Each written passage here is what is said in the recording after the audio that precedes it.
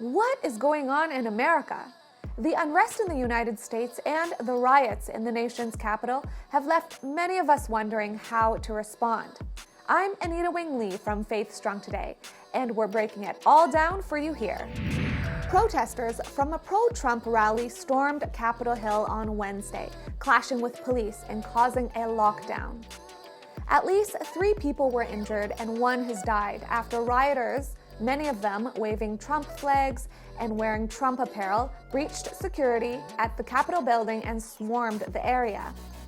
The breach caused an evacuation of the Senate chamber and a 3.5-hour lockdown before officials declared the building was secure. This series of events disrupted what should have been the usual democratic process of counting the Electoral College votes. The protest was a culmination of weeks of resentment, fueled by President Donald Trump's claims that the election had been stolen from him.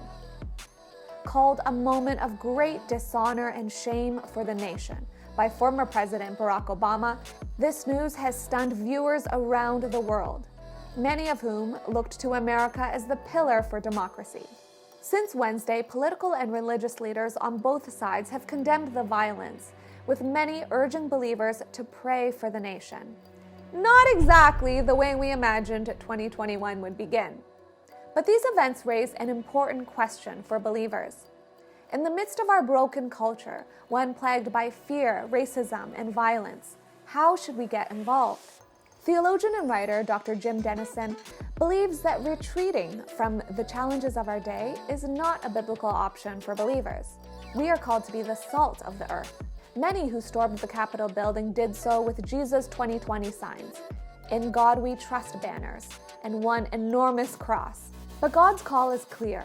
In Ezekiel 45 verse 9, it says, "Put away violence and oppression, seek justice and righteousness."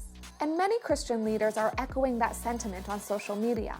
Evangelist and Bible teacher Beth Moore tweeted, "I don't know the Jesus some have paraded and waved around in the middle of this treachery today. They may be acting in the name of some other Jesus, but that's not the Jesus of the Gospels." Rick Warren, pastor of Saddleback Church in California, quoted Proverbs 29 verse 4. Here's what God says, "When the leader is concerned with justice, the nation will be strong.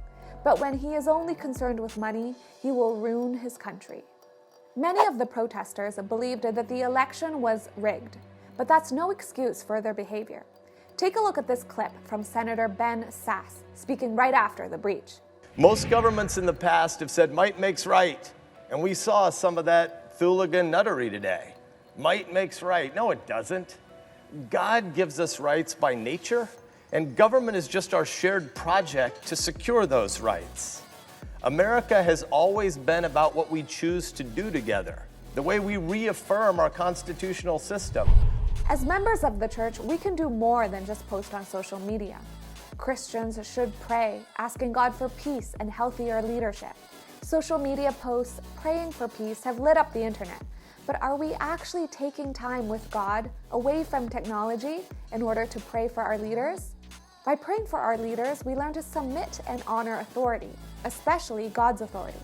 But it's not enough to pray. Christians are called to act, coming together for redemption and reconciliation. Pastor and author Tony Evans had this to say, "Today's political violence was a tragic illustration of what happens to a nation when it abandons God's person, principles, and policy. America is undergoing the passive wrath of God, which takes place when his standards are compromised. The result is chaos, conflict, and lawlessness. Only a radical return to God by his people will change this. The answer to saving America is not in the White House. It is in the church house." As you pray, consider where and how God is moving you to act. How can you be the salt sprinkled into the areas where you have influence? Can you act in your church, community, schools, relationships, businesses, or workplace? Even in the midst of this, let's remember that we are not alone. Ultimately, God is the one who works for justice and reconciliation, and he wants peace just as much as we do. Now we'd love to hear from you. Has God spoken to you through the Capitol riot? How are you being moved to respond? Tell us in the comments. And for more encouragement to start this year right, Check out our article on how to set New Year's resolutions in a pandemic, linked below. Thanks for watching. Stay tuned to Faith Strong Today.